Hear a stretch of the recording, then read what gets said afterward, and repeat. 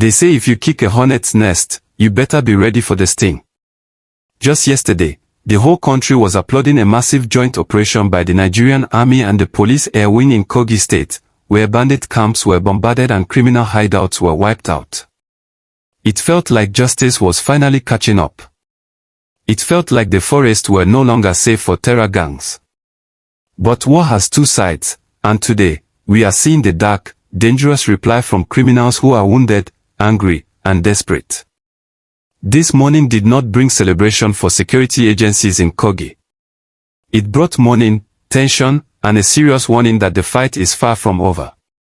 Because while the smoke from those airstrikes was still rising in the forest, surviving bandits were already planning revenge. Not kidnapping. Not robbery. Revenge. And their target was bold, strategic, and meant to send a message.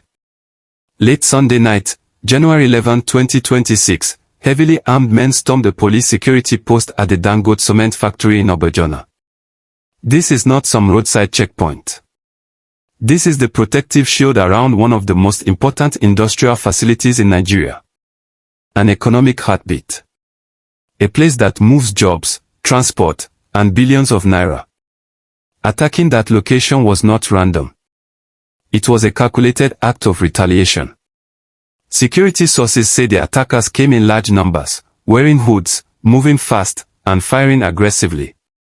Their mission was simple and deadly: overwhelm the police, kill officers, and seize weapons to replace what they lost during the air raids.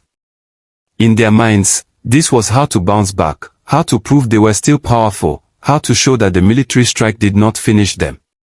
But what they did not expect was the level of resistance waiting for them at that gate. The police officers and supporting security personnel did not retreat.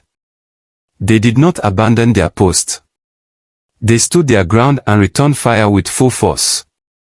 What followed was a fierce gun battle that tore through the night, echoing across the factory area and into nearby communities.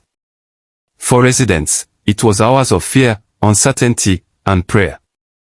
But for the officers on duty, it was a straight-up fight for survival and for the protection of a national asset.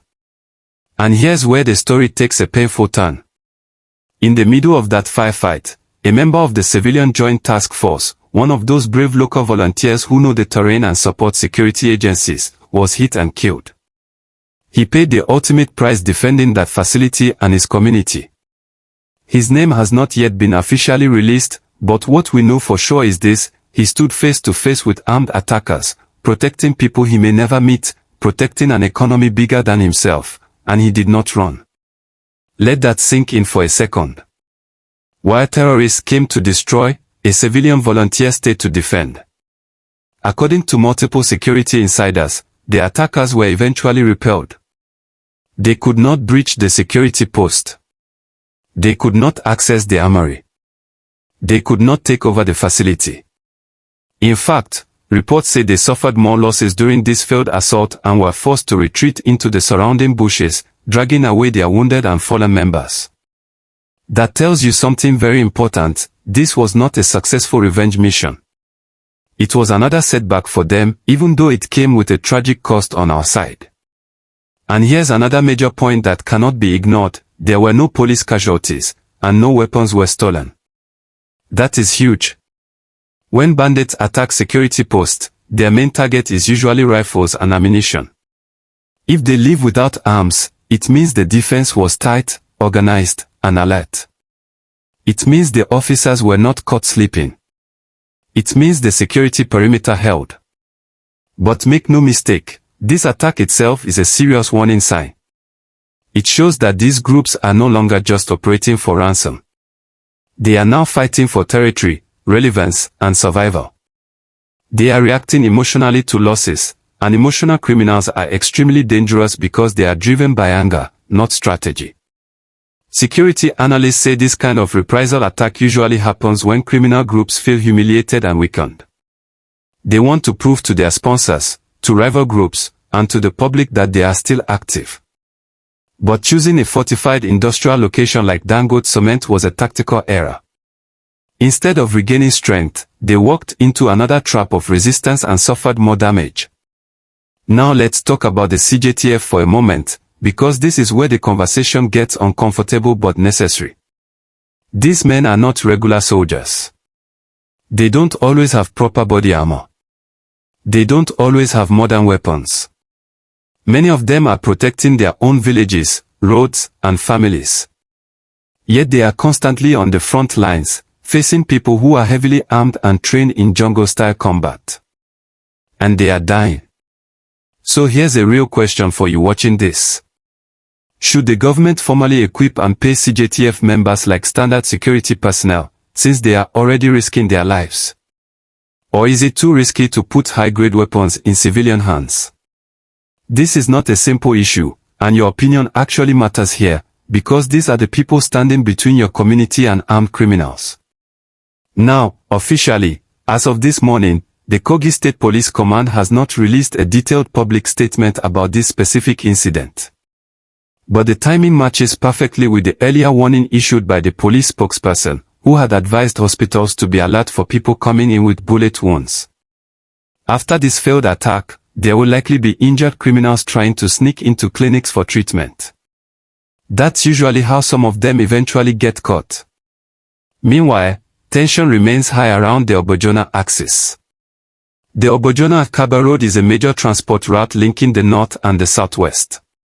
If attackers are bold enough to strike near such an important factory, it means nearby forest routes may still be unsafe, especially at night. Residents are on edge. Drivers are nervous. And security patrols are expected to increase in the coming days. What we are witnessing in Kogi right now is no longer just crime. It is turning into a low-intensity war for control, influence, and fear. The airstrikes dealt a massive blow to bandit networks. Over 200 fighters reportedly neutralized. That kind of loss doesn't go unanswered. But each time they try to answer back, they are meeting stronger resistance, better coordination, and communities that are no longer willing to surrender quietly. And that is the real shift happening. Yes, we lost a brave CJTF member, and that hurts. But the criminals did not achieve their objective. They did not capture the post. They did not seize weapons. They did not break the security line. And that matters, because in conflicts like this, momentum is everything.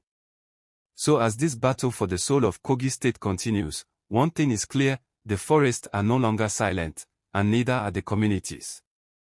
Security forces are on alert, criminals are on the run, and every failed attack pushes them closer to collapse. If this update helped you understand what is really happening on the ground, please hit that like button, not just for the channel, but as a small sign of respect for the CJTF member who died protecting people he may never meet. Let's turn these likes into a quiet salute to his courage. And if you're not yet subscribed, now is the time. We are following this story closely, including any official police statement and the identity of the fallen hero once confirmed.